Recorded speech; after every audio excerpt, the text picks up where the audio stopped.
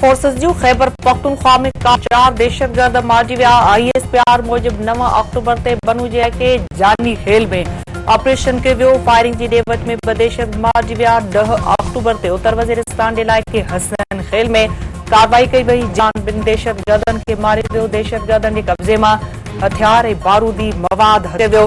मारी वियल दहशतगर्द security forces शहरन ते हमलन ऐं टारगेट किलिंग जे वाक़ियन में मुलविस हुआ।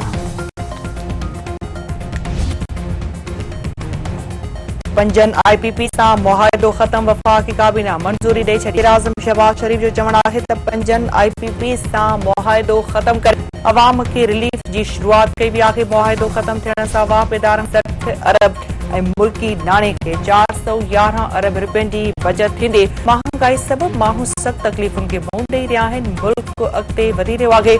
तेज़ीअ तरक़ीअ जो सफ़र तइ करणो पवंदो।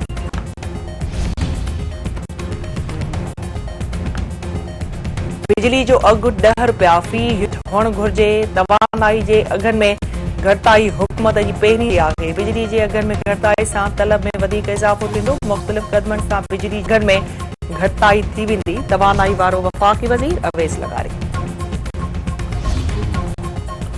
सेल्स टैक्स चोरी कंदड़नि ख़िलाफ़ वॾे क्रैकडाउन गिरफ़्तारी शुरू करण जो ऐलान। नाणे वारे वज़ीर वफ़ाक़ी वज़ीर मोहम्मद औरंगज़ेब जो चवणु आहे त 28 अरब रुपयनि जी टैक्स चोरी थी रही आहे।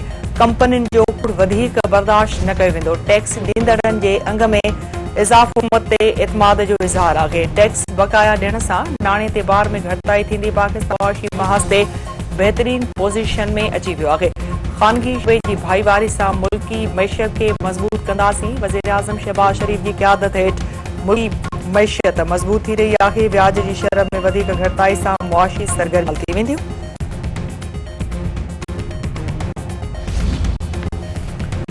आईनी तर्मीमुनि ते वसी इतफ़ाक़ लाइ पार्लियामानी कमेटीअ जो ख़ासि इजलास सुभाणे तलब। ख़ुर्शीद शाह जी सदारत हेठि इजलास में समूरनि सियासी पार्टियुनि जा नुमाइंदा शिरकत कंदा। आईनी तर्मीमुनि जी तरमीम थियल मुसवदे ते गौर वीचार कयो वेंदो। PP वफ़द जी JUI सरबराह मौलाना फज़लुर रहमान सां मुलाक़ात। आईनी तर्मीमुनि बाबति तजवीज़ुनि ते गौर वीचार।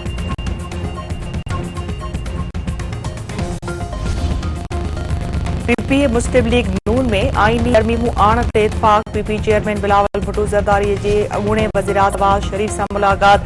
मुल्की सियासी मुआशी सूरत-ए-हाल ते ॻाल्हि। आईनी तरमीमूं पार्लियामेंट में पेश करण जो फ़ैसिलो सलाह मशवरे सां कयो वेंदो। नवाज़ शरीफ जो चवणु आहे त मिसाक़ी जमहूरियत सां जमहूरियत मज़बूत थी ऐं पार्लियामेंट पंहिंजो मुदो पूरो करणु शुरू कयो।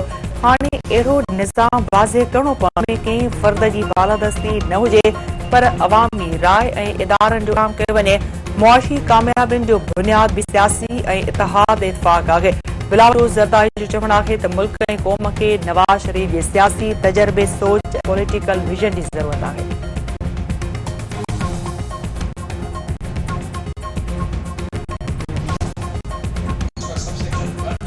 Sindh human rights commission doctor Shahnawaz जो अदालत खां मथभरो करार ॾेई छॾियो। इक़बाल ॾेथे ज़हीर ठाकुर जो चवणु आहे त डॉक्टर शाहनवाज़ ते इल्ज़ाम जी जांच FIA खां कराइण बदिरां केस दाख़िल कयो वियो। FIR में फेसबुक ID शाहनवाज़ शाह जी ॾेखारियल आहे ऐं कार्रवाई वरी शाहनवाज़ कुंभ ख़िलाफ़ कई वई आहे।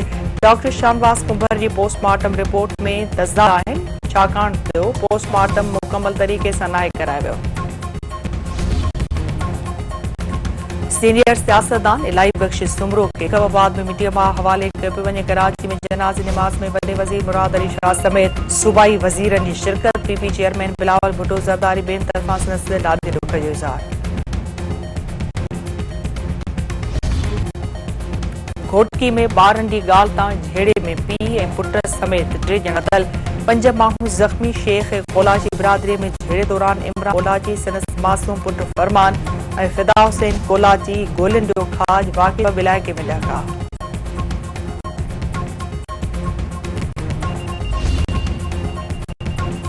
रोस्तम भरसां पंजाब वासी ड्राइवर अलीमुल्ला मीरानी सादिक महर जी अगवा जी तस्दीक। 1 करोड़ रुपया भुगत वारस परेशान। आला अख़्तियारनि खे मदद जी अपील।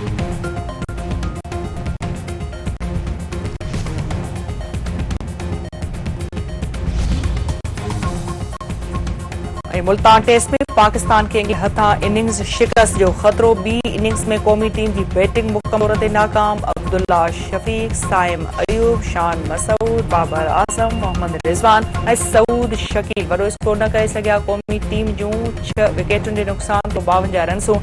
इंग्लैंड खे अञा बि 115 रन्सुनि जी सरज़ी।